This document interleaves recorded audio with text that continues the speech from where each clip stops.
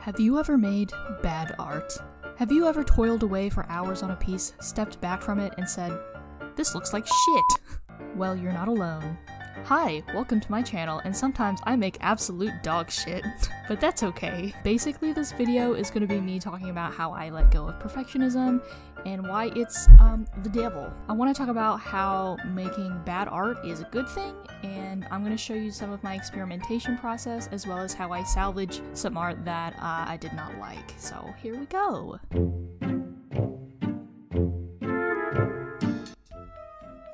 Okay, so basically, I'm gonna do my best to share this part of my painting process, which, and it may sound weird, includes deliberately making bad and ugly things. Or at least ugly to some people. I've gotten to a point where I like this stuff, which I will explain in a second.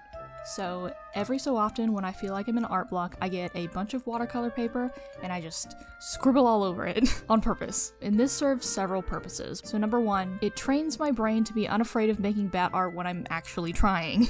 Like, you know that feeling when you've poured hours into a thing and it just looks like complete garbage? Maybe everything's out of proportion. The eyes are looking at both the north and south poles at the same time. Or maybe you're doing a portrait of someone but it looks more like their sister, who also does crack. This kind of like softens the blow because I've already messed up so much on other things that it just feels kind of normal to me, and so I don't take it personally when I make a thing and I don't like it.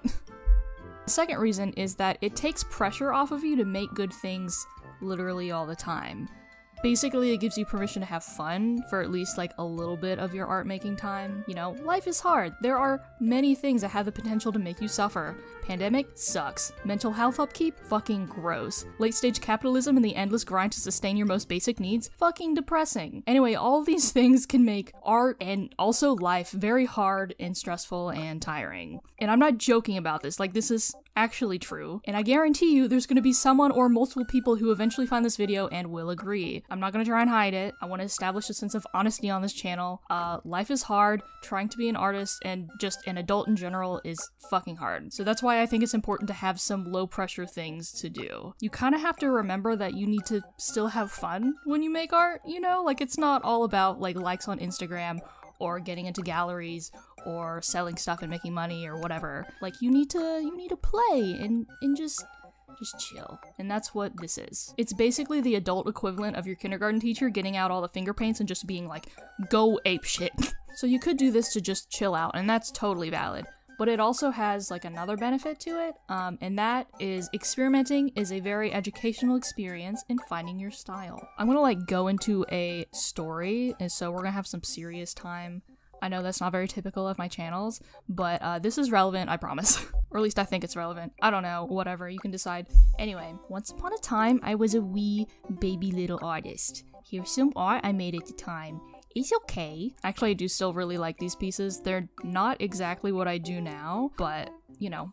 But the point is, I didn't have like an art style back then. I had no idea what that even meant or how to even get there. And it was something I really worried about too, because when you see professional artists, they always have like a look about them, you know, like you look at their stuff and you know that they made that. And I did not have that. I had no idea how to get there, and I was really self-conscious about it even when I went to art school, especially as art school went on, because I remember being in junior year and being no closer to that, and I was just like, well, am I even gonna be an artist?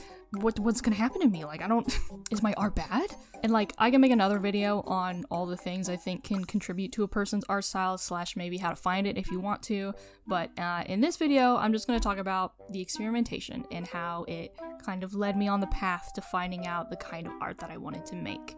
So I didn't really find my style until after college, after this kind of complicated and sort of shitty part of my life. Basically, after college, I went through a breakup and I had to move out of our apartment and figure out what to do with myself. I left and essentially spent all of my savings on securing a new place and paying like double rent there and at my old one till I could get off my lease.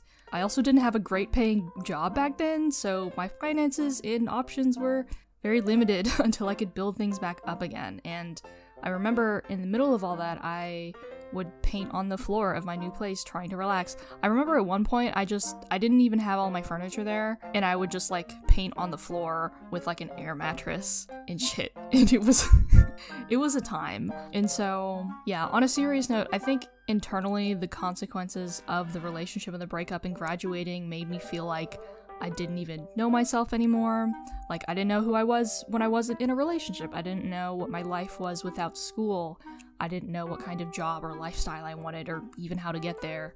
And this kind of thing went on for a while, and if you've been through this kind of thing or are currently going through it, you know what a strange, like, transitional period this is. But I did make art during it because it was the one thing that I had that remained the same, if that makes sense. Like, I made art through childhood, through school, and then I had it then, and it was like my thing, you know? And so it brought me a lot of comfort, and so I made a lot of watercolor paintings during this time. And the way that they looked were very different than my other things, which were very realistic, and I remember the reason why they looked so different was because I was letting go while making them. Like, I physically used a lot of water and ink, which kind of flows where it wants to. I also wasn't controlling the way that they bled on the paper as much. I wasn't saying, you know, oh, each piece needs to be a certain amount of hours put in or whatever. Like, I just kind of painted without thinking and without restraint, and I think that was the key to help me figuring out my style. Like, this visual look that kind of carries through all of the stuff I make now, it was the first time I really painted with emotion, and I'm really grateful for that experience, which is why I kind of want to talk about in this video, so you can remain open to that. Like, not everything needs to be so, like, tight and controlled, if you know what I mean. And I think some level of vulnerability is going to require you to let go of all these outside expectations and say the things that you need to say, if that makes sense. And so, yeah, I know we got kind of serious there at the end, and I feel like the main takeaway of this video is if you feel self-conscious or shitty about your work, you should remember that, like, all of this is for you and what you want to say. Like, we live in a world that pushes us to think that technique is all that matters. You get judged a lot on how well you can draw things, and I don't know. I don't know if any of you guys watch The Purple Palace, but she has this video called How to Overcome the Fear of Making Art or something like that, and in it she's talking about technique and how technique isn't really all there is when talking about or viewing art. Like, kind of like, it isn't the sole determining factor deciding whether or not someone is going to connect with a piece, and maybe if people are able to connect with it, then it matters. And honestly, I think that's kind of what matters most, is the emotional takeaway that you and others can have with the work, you know? And like, your journey and process and the people who benefit from your work are the most important at the end of the day. So, yeah, anyways, that's all I've got for you today. I hope my rambling at least helped or entertained you. I will see you in another video, so bye-bye!